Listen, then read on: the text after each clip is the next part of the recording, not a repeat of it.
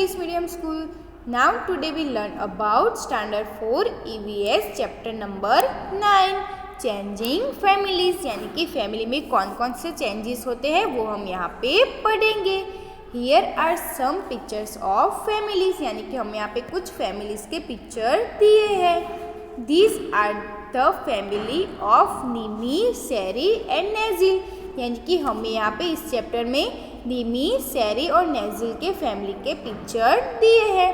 Late us look at this picture, talk about what we see and discuss, यानी कि हम यहाँ पे जो भी पिक्चर्स दिए उसमें बताने हैं कि उनकी फैमिली में कौन कौन से चेंजेस होते हैं और किस रीज़न से चेंजेस होते हैं.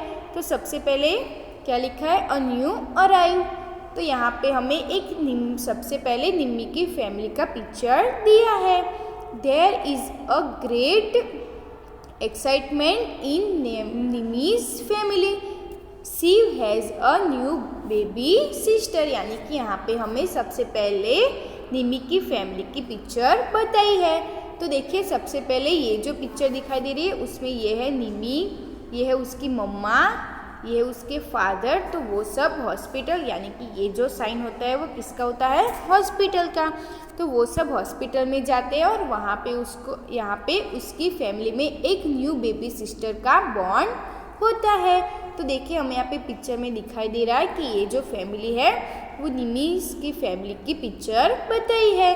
तो उनके फैमिली में एक न्यू बेबी सिस्टर का बॉन्ड होता है. तो हमें यहाँ पे देखना है कि उनकी फैमिली में न्यू बेबी सिस्टर का बॉन्ड होता है तो उनमें क्या क्या चेंजेस आते हैं.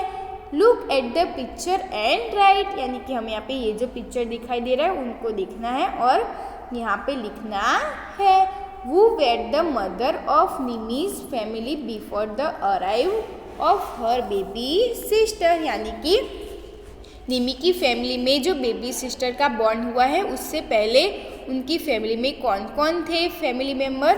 तो हम आंसर क्या लिखेंगे, father, mother, grandmother and uncle are the member of Nimi's family before the arrive of her baby sister, यानी कि उनकी फैमिली में जो बॉन्ड हुआ है बेबी सिस्टर का उससे पहले कौन कौन रहते थे फैमिली में, उसके फादर, मदर, ग्रैंड मदर यानी कि दादी माँ एंड अंकल और निमी.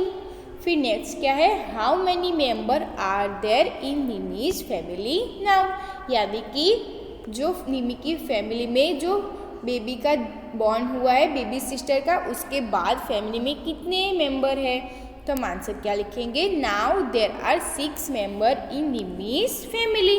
तो टोटल कितने मेंबर हुए, 6 मेंबर, जैसे कि निमी, उसके फादर, उसकी मदर, उसकी ग्रैंड मदर, अंकल और ये जो न्यू बेबी का बॉन्ड हुआ है वो.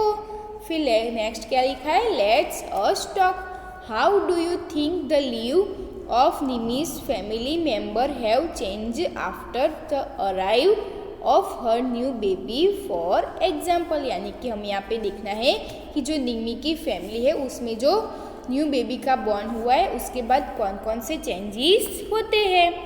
How will Nimi spend her day now, यानी कि ये जो निमी है वो अभी टाइम कहाँ पे स्पेंड करती है.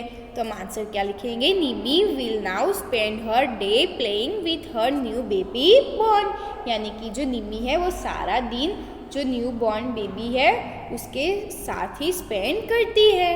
नेक्स्ट क्या है question, what new work will her mother do now, यानी कि उसकी जो मम्मा है निमी की वो अभी जो न्यू बेबी का बॉन्ड हुआ है तो क्या वर्क करती है.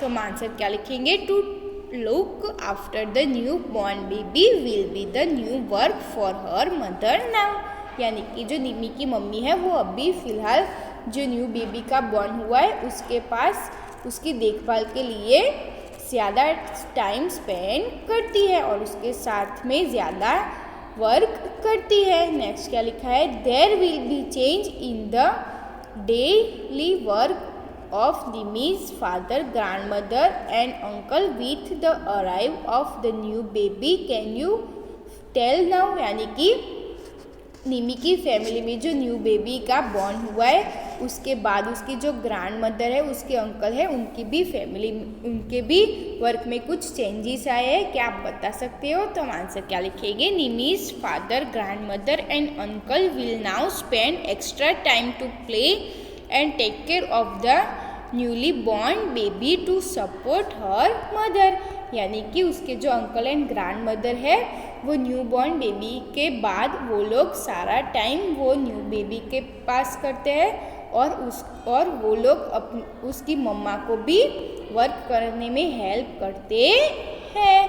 फिर नेक्स्ट क्या लिखा है? हैज़ अ स्मॉल ब्रदर और sister been born in your home any house in your neighbourhood. यानी कि क्या आपके हाउस में या फिर अपने पड़ोस के हाउस में क्या कोई एक छोटा सा बेबी बॉर्न हुआ है? तो हम क्या आंसर लिख सकते हैं? Yes, a small sister has been born in my neighbours house.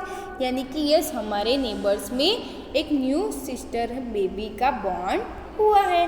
हम ऐसा आंसर लिख सकते हैं। फिर नेक्स्ट क्या है? How does it feel to have a new baby at home. यानी कि जो न्यू बेबी का बॉर्न होता है तो सब घर में कैसा फील करते हैं? Everyone at home are very happy. यानी कि सब लोग बहुत ही खुश हो जाते हैं। How have things change at home with a new baby. यानी कि न्यू बेबी का बॉर्न होते ही हाउस में कैसे कैसे चेंजेस होते हैं? At home everyone is planning about the new baby to buy the necessaries and other arrangement. Everyone at home is now helping to take care of the new baby beside the mother. यानी कि यहाँ पे बताया है कि जो new baby का born होता है जब भी घर में, तो सारे लोग हैं उसको खेलने में व्यस्त हो जाते हैं, उसको और उसकी देखभाल करने में व्यस्त हो जाते हैं और उसकी मम्मी का भी ख्याल रखते हैं।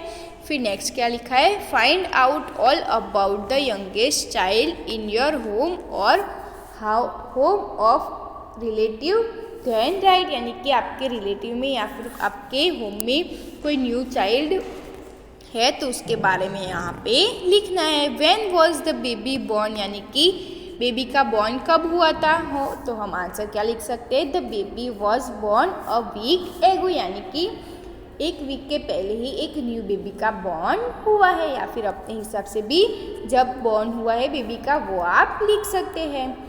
Is the baby a boy और अ गर्ल। यानी कि वो जो बेबी का बॉर्न हुआ है वो बॉय है या गर्ल, तो वो आपको यहाँ पे लिखना है। How are you related to him और हर। यानी कि हमें यहाँ पे बताना है कि जो न्यू बॉर्न हुआ है बेबी का उसके आप क्या रिलेटेड हो। तो जैसे कि नेबरहुड हो या फिर सिस्टर इन लॉ हो तो वो भी आप यहाँ पे लिख सकते हो। Where was the baby born. यानी कि बेबी का बॉर्न कहाँ होता है? तो मोस्ट ऑफ बेबी का बॉर्न हॉस्पिटल में होता है। तो हम क्या लिखेंगे? The baby was born in a hospital. Next question क्या है? Who does the baby look like. यानी कि जो न्यू बेबी है वो किसके जैसे दिखता है? तो हम आंसर क्या लिख सकते हैं? The baby look like my mother and father. यानी कि जो न्यू बेबी का बॉर्न होता है वो लुक लाइक उसकी मम्मा या फिर फादर के जैसे ही दिखता है। What is the colour of hair his और हर हेयर। यानी कि उस जो न्यू बेबी का बॉर्न हुआ है उसका हेयर कलर कैसा है? तो हम आंसर क्या लिख सकते हैं? Black colour. The colour of his of her hair black. फिर नेक्स्ट क्या है? What is the colour of his और हर आइज। यानी कि वो जो न्यू बॉर्न बेबी है उसकी आइज का कलर क्या है? तो जो कलर होगा वो आपको यहाँ पे लिखना है। Does the baby have any teeth. यानी कि वो जो न्यू बॉर्न बेबी है उसका टीथ कितने होते हैं? तो हम आंसर क्या लिख सकते हैं? No he does not have any teeth. यानी कि जो न्यू बॉर्न हुआ होता है बेबी का उसके कोई टीथ नहीं होते हैं।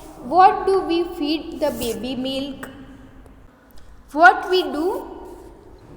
do we feed the baby with? यानी कि आप बेबी न्यू बॉर्न बेबी को क्या खिलाते हैं? तो हम आंसर क्या लिखते हैं? The baby drink only milk. What is the baby length? यानी कि बेबी की लेंथ कितनी होती है? जैसे कि न्यू बॉर्न बेबी होता है उसकी अराउंड लेंथ 2 फीट होती है। फिर नेक्स्ट क्या है? How many hours a day does the baby sleep, यानी कि जो न्यूबॉर्न बेबी होता है वो दिन में कितने घंटे सोता है। तो हम आंसर क्या लिख सकते हैं, he sleep for more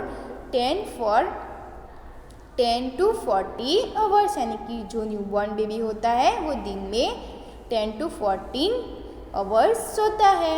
what different sound does the baby make, यानी कि जो न्यूबॉर्न बेबी होता है वो कैसे साउंड करता है, तो वो कैसे डिफरेंट साउंड करता है। The baby cries and also produce various other type of sound, जो न्यूबॉर्न बेबी होता है वो जब भी रोता है तो वो रोने से अपनी फीलिंग्स बताता है कि क्या करना है, तो वो तब रोता है। Who does the baby stay with the most of time, यानी कि जो न्यूबॉर्न बेबी होता है वो मोस्ट ऑफ टाइम किसके साथ बिताता है। तो हम आंसर क्या लिखेंगे, the baby stay with most of time her mother, यानी कि वो उसकी मम्मा के साथ ही सारा टाइम बिताता है। Stick a photograph of the baby और draw a picture in your notebook, यानी कि आपको आपकी नोटबुक में एक जो न्यूबॉर्न बेबी होता है उसका एक फोटोग्राफ चिपकाना है।